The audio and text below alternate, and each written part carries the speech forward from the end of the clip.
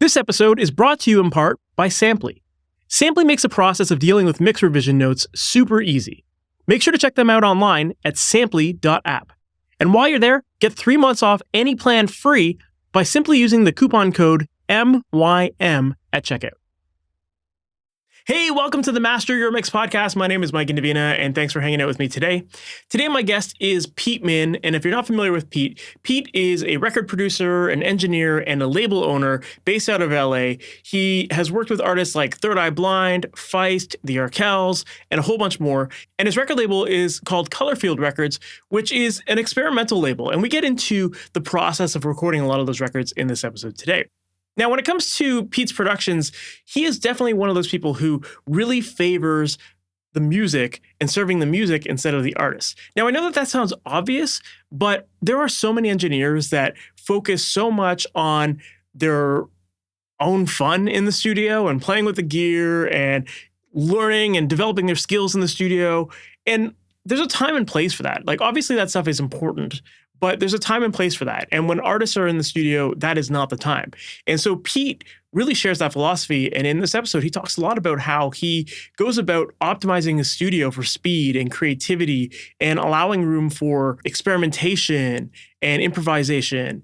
And also how he still makes time on his own outside of the projects that he's working on to develop his skills and to learn his gear better. That way he can take that knowledge and apply it to his studio sessions and, again, work fast, work smart, and really make the process very, very smooth for the musicians. So yeah, we cover a lot of great information as far as how he optimizes his studio for speed and creativity and how he just embraces that spontaneity in his music in general. So I think you're going to find this episode really interesting, especially if you find that the process of recording can sometimes feel like a slog. Like if it feels like it takes you forever to get set up, you're definitely going to learn a lot from this episode in terms of ways that you can optimize your setup to work fast.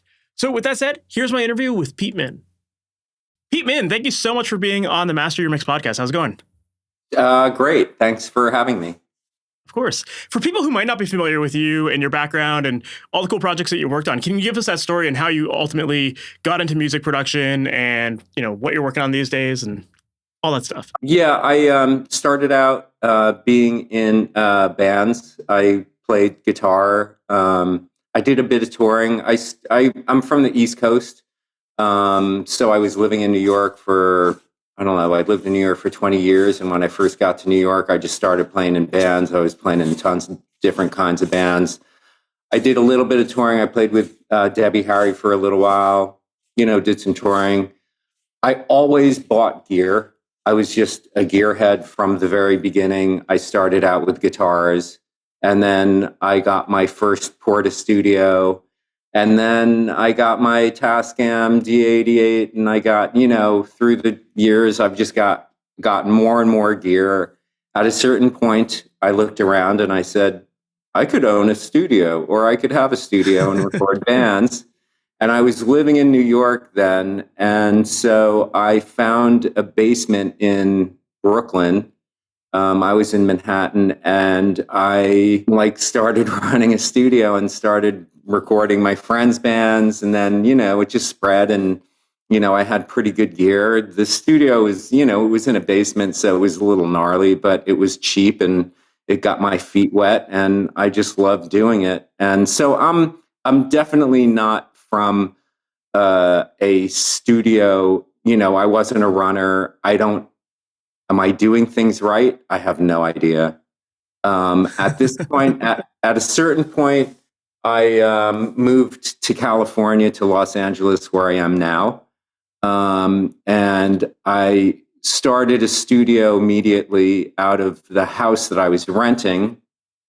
Then I bought a house in 2009. I set up a studio in that place, and then I moved again, and now I'm in my final spot where I have a separate building, which is my studio. It's about 1,800 square feet, and I have a lot of gear, and I feel fortunate because most of the people that I record are pretty good musicians, which makes me sound good. When you record good people, you just put a mic up in front of things and it sounds good because they know how to play, and it makes it seem like I know what I'm doing. And so I feel fortunate that I hooked in with the right people.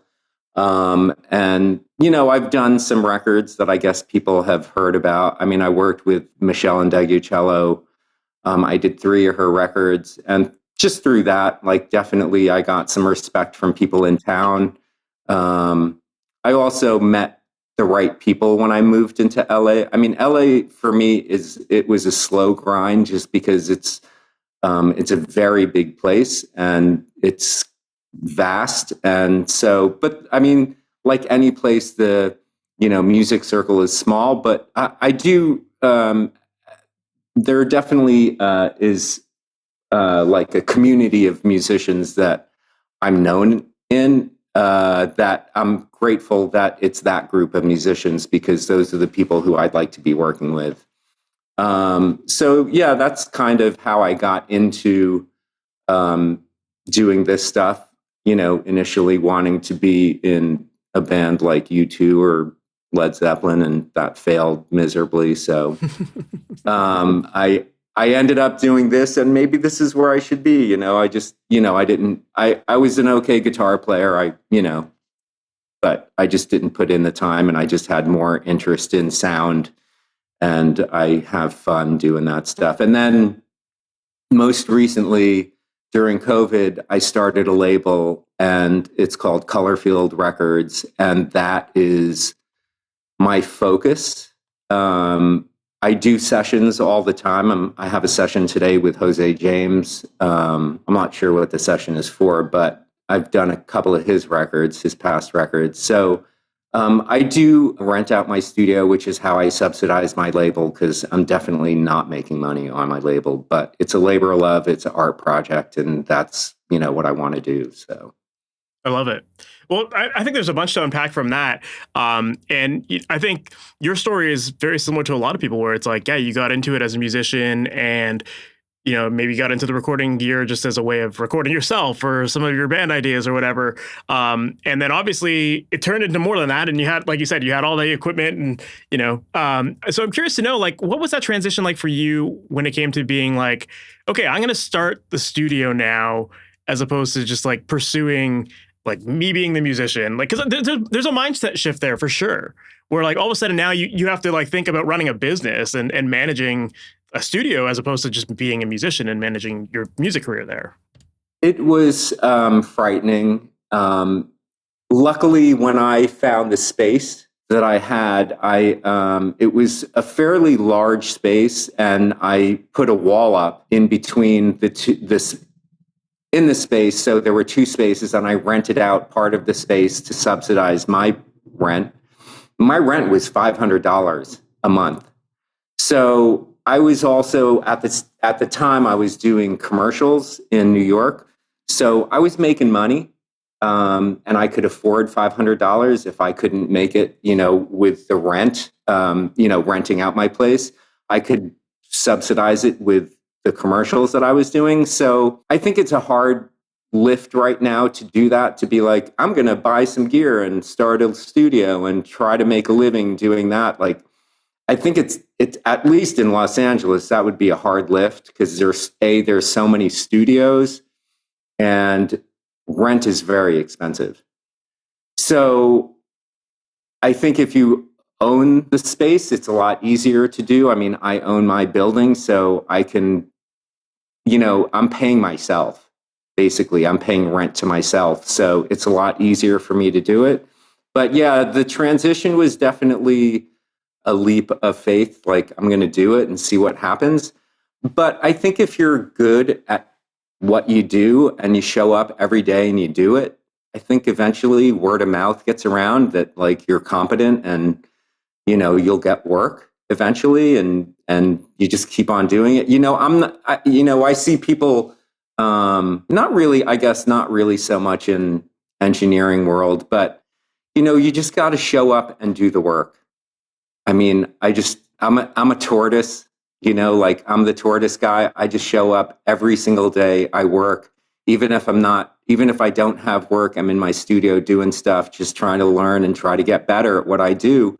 And also just making sure, I mean, for sure with my studio, I like to be very fast. So because I care about musicians. So I care about the fact that like if somebody says, "Hey, I got an idea," boom, let's do it. Like it shouldn't take 15 minutes for me to plug stuff in. So I think that helps me get work. But regarding the transition, yeah, it was definitely a scary transition, but I didn't chew off more than I could handle. For sure. I didn't spend, $30,000 on building out this space. I just, spent the least amount of money and just started going. Which I think is like the best way to do it, because when you're getting started, like you can always grow as your business grows. Like you'll reinvest a lot of that money that you've made. And, I think there's people getting started who maybe your first projects are for free, or like they're in exchange for gear or something like that to just get off the ground. So I agree. I don't think you need to go all out and spend a ton of money just to get going. You also said something about word of mouth, and I agree with that. I think that word of mouth is kind of the thing that a lot of people talk about. If you're going to be successful in this industry, you have to have the word of mouth. And I think that word of mouth comes from having a solid portfolio to show, and that proves that, okay, you're capable of doing good work. But there's still that initial portfolio building phase that people need to go through where, maybe they're nobodies at that point. Nobody knows their name or that kind of thing. And so getting people to even give them a shot to like help them build that portfolio can be a challenge too. So do you have any advice there as far as like getting some of those first clients through the door to get off the ground with it? Do stuff for free. Just, you got to prove yourself to people that you have something to offer people, that there's so many people doing stuff. I mean, the one thing that I think is an advantage for people now is that you don't need a lot of gear, especially if you're mixing. I mean, Serban mixes in the box, and he does stuff I don't even understand what's happening with his mixes, and he does it all in the box. So you can do it in the box. You just have to, by any means necessary. So, I mean, definitely if you're younger, there's a lot of competition. So I think that you just have to do stuff for free. And if you really love doing what you love to do, then it's not a chore, and eventually you'll get paid. But I mean, if you think that you're just going to come out and, you're going to take over the world and become the next Serban, I don't think that's going to happen. It just doesn't happen that way. People, if you look at the big mix guys, most of them are older. They're not like super young guys, because it takes time to develop your ears. And that's what it comes down to, is like knowing what you're hearing, and knowing how to get to what you want to hear, right? I mean, it's not easy to teach. It's something that you have to do. You got to do your 10,000 hours at least and more. And I'm still learning. Who's not learning? Everybody's still learning, and everybody's, my system keeps on changing, the way I'm doing things. The way I do my records is a lot different than the way I do other people's records, just because I know I'm doing it from the beginning to the end. So I'm mixing this stuff that I'm doing. So I know I can do stuff that I would never do on other people's recordings. But interesting. But I mean, as far as in the beginning, and then the other thing is just go out and, tell people that you'll record them for free.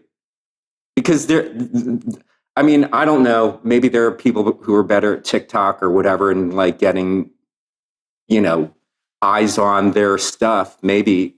And listen, I'm old, so I'm not in that game. And my game was basically word of mouth, like, oh, he recorded our stuff. Oh, cool. Hey, can you record our stuff? Sure. And, you start out low bread, and eventually when you start thinking you can charge more. It's really simple. It's showing up and working, and it's hard work. And that's, at least for me, I think there may be new ways of doing it, because of TikTok and because of social media. And, some people are more savvy at doing that kind of thing than I am, for sure. But hard work, just show up. Yeah, makes sense. Well, you mentioned earlier the idea of how you really respect the musicians and the artistic process. And that made me want to ask about your record label, because I know that I've heard you describe your sound of the record label as like sculpted chaos. And I'm curious to know, like, what does that philosophy mean for you as far as like the context of your production process? And, how does that shape the records that you're working on? The thing about my label is that I'm surrounded by super talented people, a lot of people who are session people in LA. So they're super talented. They're not the artist. They come in, they support other people. But my thought was that I want to start a label where I can tell people to come in. They don't have to have any music. I would rather them not have any music. And we make a record just by them coming into my studio. And my philosophy is that I don't want them to think, and I want them to feel slightly uncomfortable. So let's say, for an instance, like I did a record with this guy named Larry Goldings. He's a brilliant keyboard player, organ. He plays with John Mayer and, James Taylor, blah, blah, blah. He's a jazzer guy. He's incredible. His harmonic knowledge is insane. He's a keyboard player. So like when I have him come in, I'll put him on a buchla. A buchla is like it's a synth, but it's a crazy synthesizer, and it's really hard to operate. And I might show him a couple of things, but I'll put him on something that he's not, or I'll be like, hey, play percussion, play drums. I'm not a drummer. It's okay. Don't worry about it. Just play. I record all that stuff. And the thing that I want to get is so it's basically like him turning into whatever, a 12-year-old, like, oh, wow, what is this? Like, I'm going to fool around. And then hopefully there's some inspiration and something out of that I can grab to base a piece of music on. So when I want to base this music on stuff that's fresh, not stuff that's belabored or thought out. It's like just sound.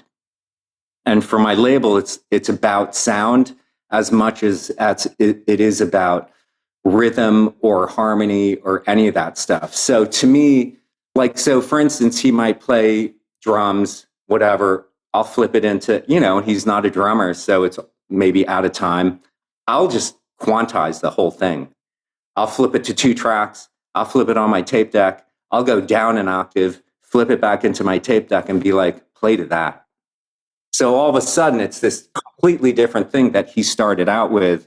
And then so I'll get him on a buchla or whatever. It's just something that he's not used to playing. And eventually he'll get on his instrument so he can like really fill out the piece. So that's the philosophy is basically, I think there's a lot of thinking that goes on in music, and personally, and it's great. And I do it all the time. I record people all the time. But I personally think there's other ways of getting to the end, which is a piece of music. And it doesn't necessarily have to be thought out. There could be a lot of chance and serendipity that makes the piece of music that you would have never done in a million years had you sat down and said, I'm going to write a piece of music. So, and that's really what I want kind of to show the musicians is like, it doesn't all have to come from in your brain. And sometimes I get tired of what's in my brain. I mean, granted, my brain is not as big as Larry's brain is by any stretch of the imagination. But I think everybody gets tired of what's in their brain because you're just limited to what's in your brain, right? So how do you get outside of yourself to access that other stuff, right? So drugs, whatever it is, you need to do. But one way to do it is kind of the process that I'm doing, which is kind of getting people to not think about stuff so much and letting stuff just exist and putting stuff together and throwing stuff up on the canvas and going like, wow, that sounds really cool. And hearing that and being able to go with that, and knowing that like, oh, well, I didn't mean to do that, so it's not as like relevant. And I'm like, I don't care. People hit play and they either like it or they don't. They don't care how you got to where you got, right? They don't care analog, dig, who cares? Like Neumann's, Rhodes, whatever, it doesn't matter. So anyways, that's that's the ethos of my label, and that's why the records sound the way they sound. And I don't want people to kind of know what's happening. I just want it to be like, I wanted them to hit play and be entertained. That's amazing. Yeah. So anyways, yeah, that's short answer. Yeah, no, it's very fascinating because, like, especially with you being the record label owner, it's like a lot of people would think, like, as a record label owner, I need to know what my artists are going to sound like and make sure that they've got the best songs and I can make money off of this, right? Whereas, like, you're kind of just taking this approach of, like, screw it, like, we're just going to make music, see where it goes. Hopefully it's some cool stuff, right? It's an art project that does not make money, and it's okay because I make money doing, other stuff. Hopefully, I mean, there is an end, and there is a, maybe in 15 years, I got a bag of 60 records and I can say, hey, and at that point, hopefully my label is known and I can say, hey, who wants 60 records? And then that's when everybody will get paid out, right? So I'm not, listen, if you're going into music to make money, good luck. Right? Yep. Like you're going into music because you can't do anything else. And if you can make a living doing music, consider yourself lucky, right? I mean, I consider myself very fortunate that I can make a living, doing what I do. And now because I'm old and I've, made enough money, so I'm not, I can afford to spend a little bit of money on my label. I can do that. And you got to invest into things that you believe in, and I believe in it. I have maybe 20 records, maybe a little less than that, but, and I do 5 records a year, and I'm going to continue to do 5 records a year. And I also kind of want to help younger people who, don't have a record label or don't have a record out. And, it's fun. And it's the most fun that I have in my studio. So why would I? It's really just experimenting and having, it's seeing where it goes, right? And it's an experimental label. When people ask me what kind of music it is, it's experimental music. So yeah, I'm the A&R person. So if it gets crazy sounding and I like it, then let's do it. So there's no, we can go out, and if we go out, I'm happy as long as there's some contrast. But I like crazy sounding stuff, and I think there's not enough of that. I feel like there's a lot of very safe sounding stuff. And so, do we sell records? Not a lot, but, we're getting traction. It's slow. And again, this is the same process that I'm taking with my whole life, which is like, you just got to do it and show up and do it. Mm-hmm. Like, is it going to happen on one record? No. Is it going to happen on 15 years of making records? Maybe. Yeah, it's interesting. To your point of like, if you're getting into this for money, it's good luck. Like I there is obviously money to be made in the music industry, but I agree that like if you're someone who's like, I'm going to pick up a guitar for the sake of being rich, that's not going to happen. So, there's definitely, that's the wrong way to think about it. And I think most of us get into it because it's this like, we're just fascinated with music. We feel a connection to the songs we love and that kind of thing. And then that idea of like, when you become a musician who starts writing songs and all of a sudden you're like, ooh, this is like a really cool creative outlet. Like that's a really exciting time in people's lives. So it's kind of cool to hear that you've got this experimental label, because you're kind of forcing people to tap back into those early days of like writing something on a new instrument and just listening to the music and trying to make something that sounds cool and not be focused on songwriting formulas and whatnot, I get a lot of people in my studio and I see a lot of people like writing music thinking that this is what's going to become a hit. You're chasing something, and the joy of, when you were a kid and not thinking about that, and you did it because you loved music, gets taken out of people. I'm in LA. I'm in it is ground zero for people, track people, top line people. And I've seen so many people, my friends, and even myself included, who got into that game for a second and realized like, I'm not for this. Like, it's not, I don't love it enough to be doing this. But so, my label's more about like, let's go back to when you're 12 and forget. I don't care about selling records. I care about making really good music. And then maybe people will buy the music because it's really good, not because we're trying to chase Taylor Swift or whatever it is, whoever. And I'm not disparaging her. I'm just saying, like, you know, people see the top of the mountain and that's what they go for. And that's fine. Like, and if you're a pop person who's like loves that, then that's what they should be doing, because they're the ones who are successful at it, right? Like all those writers who are really good at that stuff, they love that stuff. You know, I'm more of an art person. Like, I like, you know, weirder music. So like, that's where I should be. And I realize that that's where I should be. And I think that's really important for people to understand when they're younger. Like, who are you and what is it that you're going to enjoy? Because if you're doing stuff that you hate doing, I don't know, why do it? Hey, just want to take a quick second to tell you all about our awesome podcast sponsor, Samply, which is an app that I've been using for a while now that has made the process of mix revisions with clients so much easier. In the past, I used to get vague emails from clients about what sections needed fixing, and it was always a bit of a guessing game. But with Samply, I can upload my mixes, send my clients a link to a playlist where they can listen losslessly, and then they can add timestamped comments directly on the files. I can then import these notes into my DAW and have them perfectly synced up to my session, so there's no more guessing. Another feature that I love is their playlist embedding. Right now on my website, I have a lossless playlist of my portfolio so that any potential client can hear my work at full quality.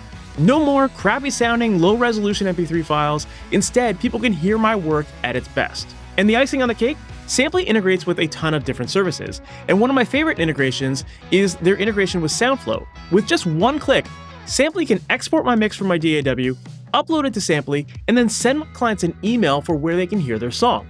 One button, that's all it takes. It's a major time saver. So Samply has really streamlined my workflow, and I know that they can do it for you too. So make sure to check them out online at samply.app. And you can get 3 months off any Samply plan for free by simply applying the coupon code MYM at checkout.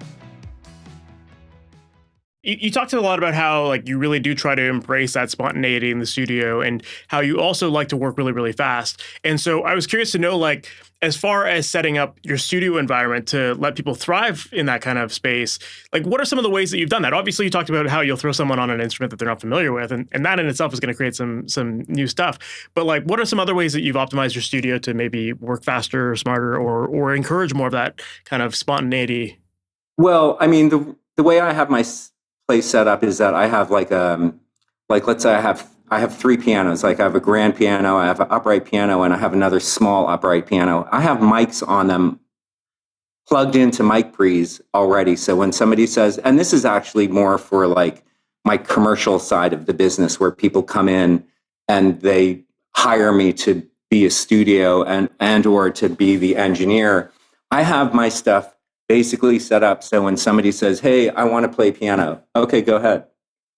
Not like, hey, give me 15 minutes, let me set it up. Oh, I want to play B3, my Leslie's in a cabinet. It's got mic set up. Okay, let me just patch in the cables. Let's go super fast. So I try to have everything going within 5 minutes of somebody saying like, hey, can we try this? And that's more for the commercial side of it. But it also enables me in my record making to be able to do the same kind of thing. There are certain things that take longer. You know, like if I use certain drum machines and I want to take all 8 outputs out of the drum machine and I got to plug it in, I don't have enough mic pre's for that kind of thing. But most of the big stuff, my drums are set up, bass is super fast, guitars are pretty much set up. So, you know, if I have a band who wants to come in and like 4-piece, 5-piece band, I can generally get them up and running in 15 minutes. Wow. So it's just, so what's that worth? And it's not even so much so that like, I'm like, it's more that I get bored setting up stuff.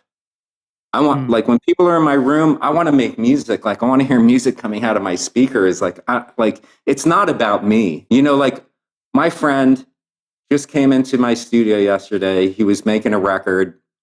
They were signed. They were working at a studio he's a big producer. The producer wasn't there. They were renting his studio. They were using his engineer. And my friend, who is a blazing keyboard player, told me how they did the stuff. And he said it was excruciating because the guy had like 5,000 mics up. couldn't move any of them. Every time he recorded one thing, there were like 6 tracks of mics. So like when you're going to mix later, that just, I mean, to me, that sounds like a nightmare. And you're not thinking about the musician.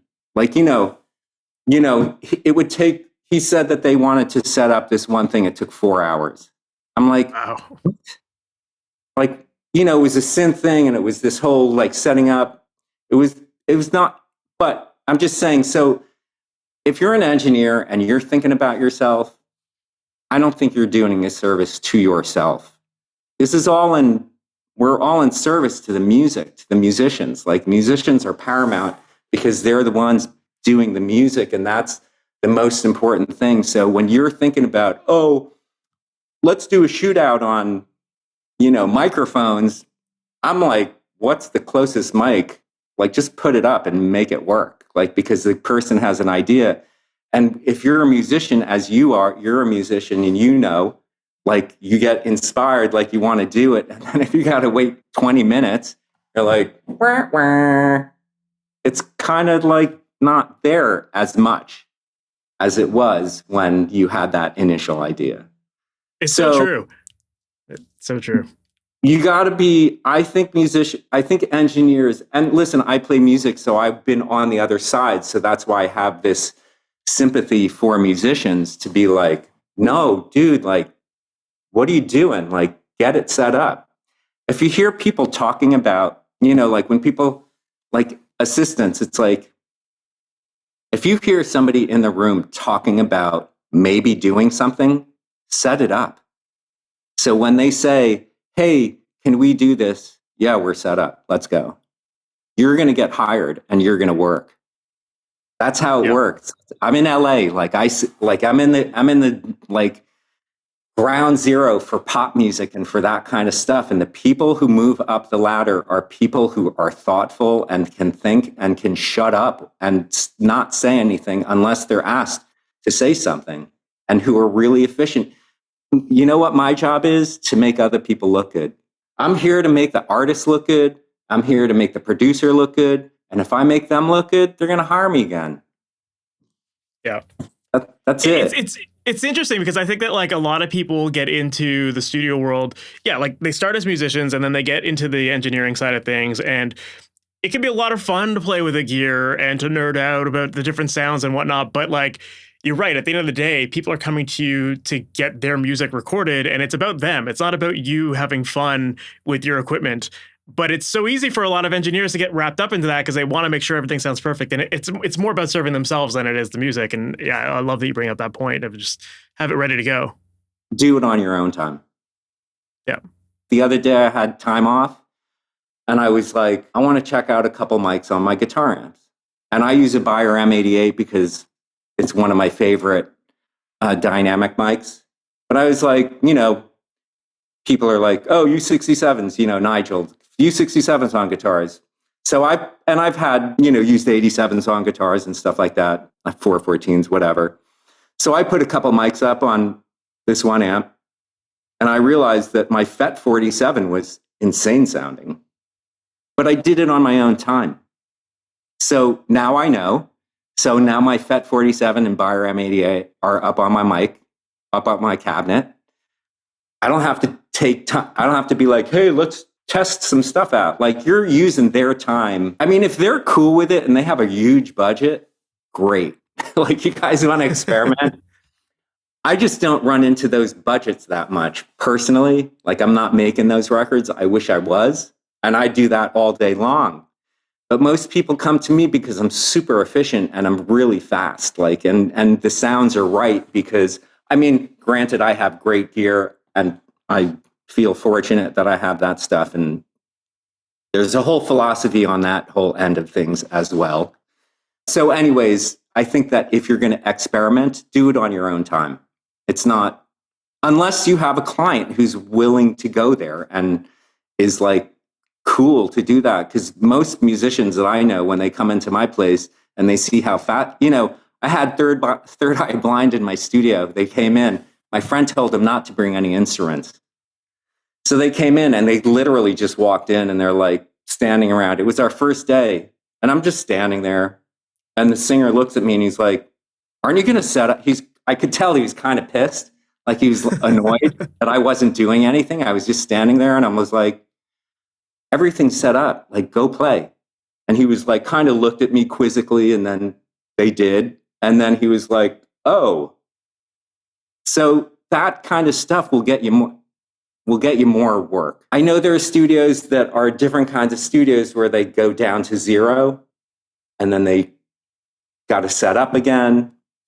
I mean, definitely Sunset, all the big studio, East, West, they're all like that, which I understand, and if you're an engineer and you want to be creative and you want to control everything, like that's where you take your band. Like at my place, I don't want guys to come in and be like, send me a mic list and send me a mic pre-list and change every single thing. It's not that's not what my studio is about. My studio is for musicians and producers who want to get a lot of stuff done. So I guess you got to kind of think about like what kind of studio you want to have and what you can offer people, right? If you have endless amounts of money and you can buy a $5 million building and buy, a Neve console and have a beautiful room and you start from the bottom up every single time, all the power to you, but you got to have a lot of money to do that. Otherwise, you got to offer something. Yeah, and I think it also comes down to like the expectations of the musicians themselves too, and like what kind of studio environment they want. A lot of people just want to get in, get the work done, and it's great. And then there are some people that are maybe techie, nerdy kind of guys, and they do like playing around with that stuff. And then you can have those options, but it's most people 100%. Are there to make their music and get in and out. And there are different places that you can go to for different things. So a lot of people come to my place, they do basics and they leave. Because everybody's got a setup at their house and they can do vocals at their house and stuff like that. So you just got to find, I think if you're starting out, you just got to find your niche at what you're good at and what you can offer people and just be good at it. Absolutely. And it really just comes down to, I think the way that you do it focuses more on like, just get the performances, keep people's energy up, that kind of thing. I remember going to a tour of a studio and they were showing me the vocal booth and they had like 8 mics set up for an artist that was coming in. And I was like, why do you have 8 mics? Like, sure, they were all like really expensive, fancy mics, but I was like, these are going to make like 3% difference between them. And you're going to kill like 2 hours shooting them all out. The singer's going to be burnt out. They're not going to get the right performance in the end of it. So just, pick whatever you like. Yeah. I never do shootouts. I did a shootout the other day with this woman who's in a pretty big band, and the guy wanted to hear a couple of mics, and I put a couple of mics up and we did it, and it was very quick, and it was like, okay, Sony C37A, like that was it. So, and you never know which mic is going to sound better than the other one. I generally, like in my room, I have this microphone, it's called a Bronner, and I can't even remember, it's a Klaus Hein and Bronner did a microphone. They only made 100 of them. It's an amazing microphone. It's super full bandwidth. Most everybody sounds good on it. When people say, hey, let's do vocals, I'm just like, point to that mic. I'm like, okay, I have all the fancy mics. If somebody wants something specific, I'm happy to do it. And if somebody doesn't sound good on the Bronner, I'll change it out. But otherwise, I just want to get working. I just want to make music, and I find most people want to do the same thing. So, yeah. So when you're working on music that isn't for your record label, like does your workflow change at all? Like obviously with your record label, it's very experimental and it seems like it's very quick and easy. But like, do you feel like it changes at all when you're working on other people's projects as an engineer? I try to be as fast as possible and have it sound as good as possible when they walk in the room and like sound like a record. Yep. Like first playback, it should sound like a record or close. Do you feel like when working with, because you've worked with a lot of big artists, like you talked about Third Eye Blind, you've worked with Feist and the Arkells, I'm a Canadian guy, they're from around where I live, so know those guys really well. But, I'm assuming like when these artists are coming to you, like they've already got their songs written, they've maybe even demoed them, they kind of have this idea of what their songs should sound like. So like, how do you get them to maybe think differently about their approach to the music when they're working with you? Or like, if they're using gear that's not the gear that they're used to playing, that kind of thing, like that might change their sounds as they hear in their head. So, how does that impact things for you? Well, a lot of times I'm just the engineer. You know what I mean? Like I'm not the producer, so I'm not like, hey, try this, try that. But I think the thing that you have to do is win people over, which is first playback. If it sounds really good, they're going to trust you. So they're not going to be like on you, like, what are you using? What are you using? I mean, there are those people who come in and are like, they've read Gear Page or whatever, and they've read too much. And so they want to get super nitpicky. And it's like, okay, you want to use that stuff? That's fine. How about, hey, can we use a C800 into a Neve, into a CL1B? Like, well, I don't have a C800. I have a Neve console. I have an 8058. Yeah, I can use a Neve. And I have a TubeTech CL1B, but that's usually on my bass because it's a really good bass compressor. And I have these other compressors that I think are way better. Maybe let's try this. And I have a tube mic pre that I think is going to sound really good. So most people don't say, hey, what are you they say, what are you using after they hear it? You know, like this girl came in the other day. They're like, whoa, like, what are you using? And I tell them, I like tube stuff. Like I have an 8058, right? Like I got like one of the holy grail, consoles for mic pre's, but my preference is tube mic pre's, but really good tube mic pre's and really good tube compression. So that's just my aesthetic. Like that's what I like to hear. It's super hi-fi. It's beautiful. So that's usually, unless somebody tells me specifically what chain to use, then I generally go with what I think is going to be good. And most of the time people are like, that sounds amazing. And I don't have to change it. So I think it's winning people over by what your stuff sounds like, where they won't start questioning what you're doing. Gotcha. That makes sense. And the people who question what you're doing are generally younger and insecure. And I'm not trying to disparage people. It's just when people who have done stuff a long time, like they know when they hear it. And also anyone who's like super picky about that stuff is just going to go to a studio that has exactly their dream list of everything they need. And, that's, if they care about it enough, they're doing their own research and choosing their own studios and whatnot. Yeah. And if they get super persnickety and it becomes like that, then they're on the life's too short list. Yep. So then how does this philosophy of speed affect your mixing process then? Like, do you have like a similar ethos to mixing? Like, do you work off templates or anything like that to help you with that speed?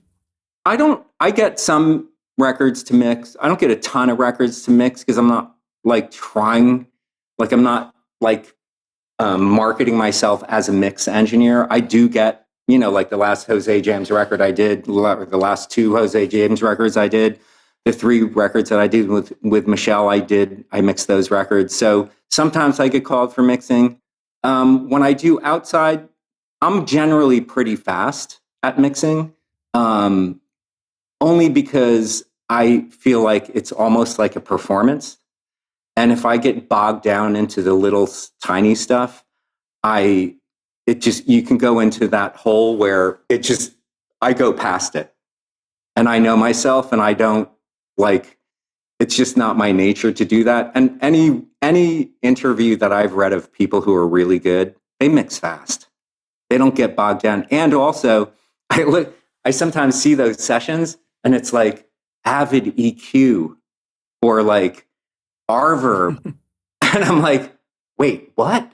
Because it's their ears. It's not the plugin. It's balancing. It's not about the plugins. It's about your ear. Serban still uses that. What's that channel strip from Metric Halo or something?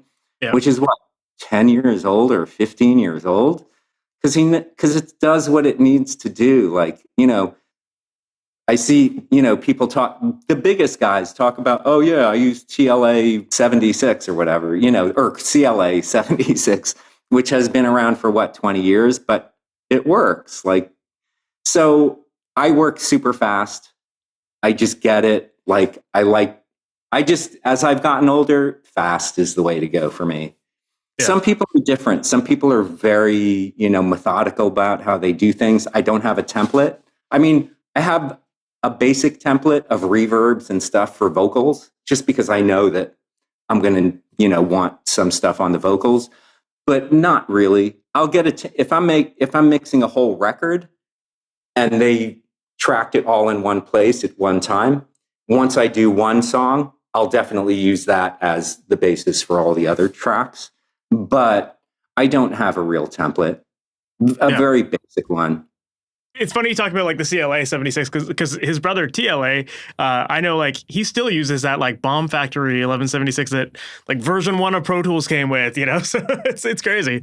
It's insane. Yeah, you look at the stuff and you're like, and also I realized that people who are really good don't have 50 plugins on each channel. It just starts getting tweezed out, you know, like it gets small. I mean, it's the same thing with, you know, like it has to do with like compression on drums, like when you're recording drums, like, and then you read articles about Al Schmidt or like Bruce Swedian or any of these older guys who've been around forever. And they're always like, no compression, no EQ. And you're like, what? And I realize I don't use compression, barely any compression on drums. I EQ because I want the bottom end, you know, and sometimes the top end, you know, but no compression. And it always sounds big.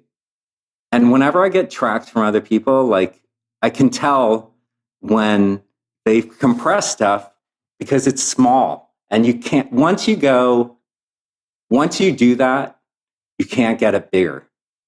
Like it's a lot harder. You got to work a lot harder to make it bigger sounding. So compression is like, I don't know, it's this weird thing, mysterious thing that people think that they have to use to make it punchy, but they don't understand, or at least younger people don't understand that what they're really doing is making it smaller. Well, if everything is punchy, then nothing is punchy. And if everything is squashed, then there's no dynamics in there to make something else stick out. All I know is that I never get into trouble when I don't use compression. Never has anybody complained to me about my tracks going to other people because they don't sound good. Especially room mics, where you get them and they're just demolished, like with a distressor or whatever they're using. And it's so slammed. And you're like, I can't use the room mics because it just sounds like hash. It sounds like white noise.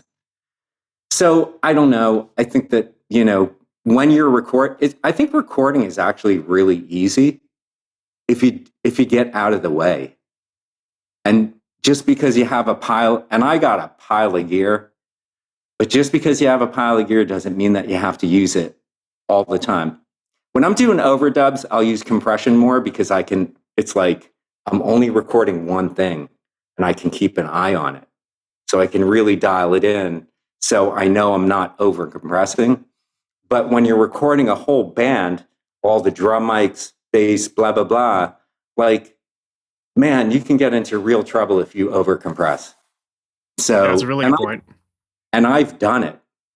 I've made stuff small. I've learned my lesson. And, you know, piano, never compression. But that's just me. Like, I record a lot of jazzer people, and like, why would you ever put a compressor on a jazz pianist? Like, no way. But people have bought the gear and they think that they need to use it because they bought the gear, and it's like, do it afterwards. You can always do it after.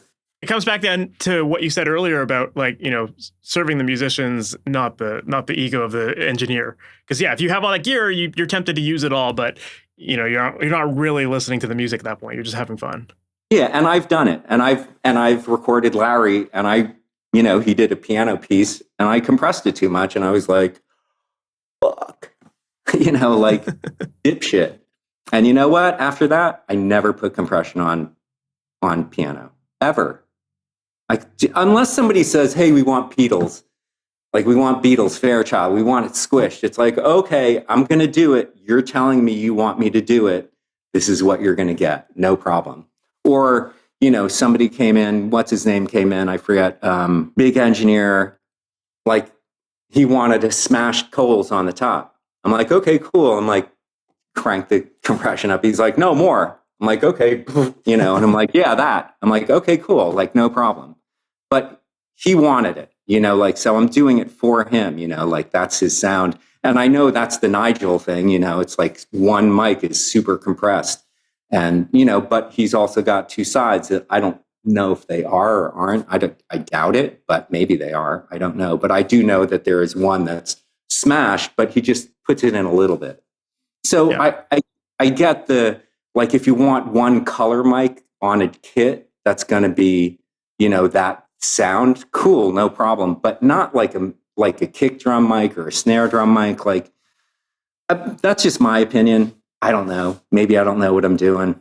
You obviously know what you're doing, and I agree with you. I think it's like you can't go too crazy with every mic because then there's nothing that distinguishes from other instruments. So you have to be intentional about why you're doing it. And, if you're going to have a color mic, then great, that's your color mic, but you still have everything else there to provide those dynamics and the natural recorded sound and not get too mangled up. And you can always do it after. Fair. Right? Yeah. You have 3 million plugins. Everybody's got 500 plugins like to put on their drums afterwards. So just wait, and then you just won't get into all I have to say is that you won't get into trouble if you don't use compression. It will always sound big. Always. Fair. I love it. Well, Pete, I don't want to take up too much more of your time. If people want to learn more about you, maybe even work with you, or maybe even rent out at your studio, what's the best way for them to do that? They could go to my website, and there's contact information. So I also have a Lucy's Meat Market Instagram, and then I have a Colorfield Instagram. So those are my 2 Instagrams. Pete, this has been great. Like, I've definitely loved learning more about your process and your philosophies on everything. And I agree with so much of what you said about, just really making sure that the musicians are taken care of, that we're serving them and their creativity and keeping their energies high. I think that that's the stuff that always yields the best recordings and gets the best performances. So it's definitely cool to learn more about your process and how you do things and why you do it that way. So I really appreciate you taking the time to do this. Thank you so much. Yeah, no problem. And I appreciate you reaching out to me. Thank you. So that was my episode with Pete Min, and I really enjoyed that. I really loved learning about how he optimizes his studio just to work fast. And I think that that's really important because there is so much wasted time in the studio. And I think it's kind of funny when he shared that story about like working with Third Eye Blind and how they were expecting him to do a whole bunch of stuff because so many studios work that way where an artist shows up and they just kind of sit around for hours waiting for someone to tell them that they're ready. But I love how Pete was able to just say like, everything's good to go. Go ahead, Like, I think that's such a cool way of working. And for musicians, especially people working from home, there's something to be said for when you have those creative moments and you've got these ideas in your head, just to be able to like turn on your computer and hit record and everything's good to go. As opposed to thinking, okay, well, I got to hold on to this memory of what I hear in my head, but now I got to set up this instrument and mic up this and use this, experiment with this. Like, it's so easy to get overwhelmed in the technology and in the gear, and it can really kill the vibe and the excitement when you have creative ideas. So I love how Pete really focuses on working fast and serving the music and making the experience of the studio a really fun, creative one for musicians. I also enjoyed that he talked about how simplicity is often the best way to approach your recordings and even with your mixes too. And I think that he's right in the sense that when it comes to a lot of the equipment, just because people have the equipment, they think that they need to use it. If you have a rack full of compressors, you're going to likely want to use all of your compressors because it's like making use of the gear that you spent money on, right?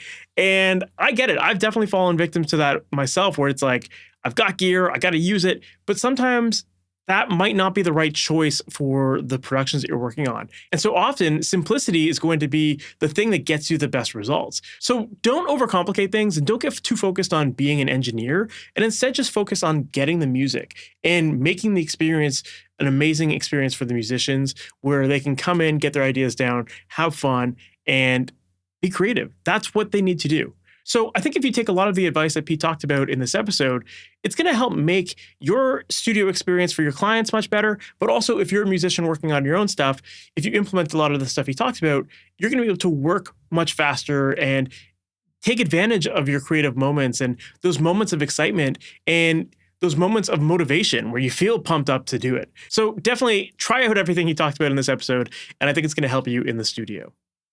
And if you're not sure of what to be doing in the studio to optimize your space and get the most out of your equipment, or how to position your microphones to get the best sounds, and so that you don't have to worry about this setup process every single time, or then worrying about having to figure out how to mix your songs and knowing what tools to use there. If you want help throughout the entire production process, and you want someone who can hear your vision for your songs and help you come up with a game plan to make sure that that happens, that is exactly what I work on with my students inside of my coaching program, Amplitude. I work one-on-one with my students, helping them come up with their game plan, helping them get a workflow that they can repeat on every single project, work on their speed, get pro quality sounds, and ultimately get the ideas that you hear in your head to come out of your speakers so that you can be proud of your music and actually release it. So if you're interested in learning more about this program, make sure to visit MasterYourMix.com/amplitude, and you can find all the details there. Now, I only work with people inside of that program who I truly believe I can help. So if you are interested, again, make sure to visit that page, fill out the form to apply, and then I'd love to hop on a call with you to learn more about you and your music and your productions, what's currently working for you, what's not working for you, to see how I can help you. And if it does seem like I can help, then I'd love to tell you about the program and how we can work together. So once again, make sure to visit MasterYourMix.com/amplitude to find out all the details there. Last but not least, I want to give a very special shout out to our podcast sponsor, Samply. Make sure to check them out online at samply.app and get 3 months free off any plan when you use the coupon code MYM. And with that said, we've reached the end of this episode. Thank you so much for sticking around, and I can't wait to chat with you in the next one. Talk soon. Take care. Thanks for listening to the Master Your Mix podcast. Please make sure to subscribe on your favorite podcast app and leave a review. If you have any questions or comments for the podcast, send an email to questions@masteryourmix.com. And for more information on how to create pro recordings from your home studio, visit masteryourmix.com.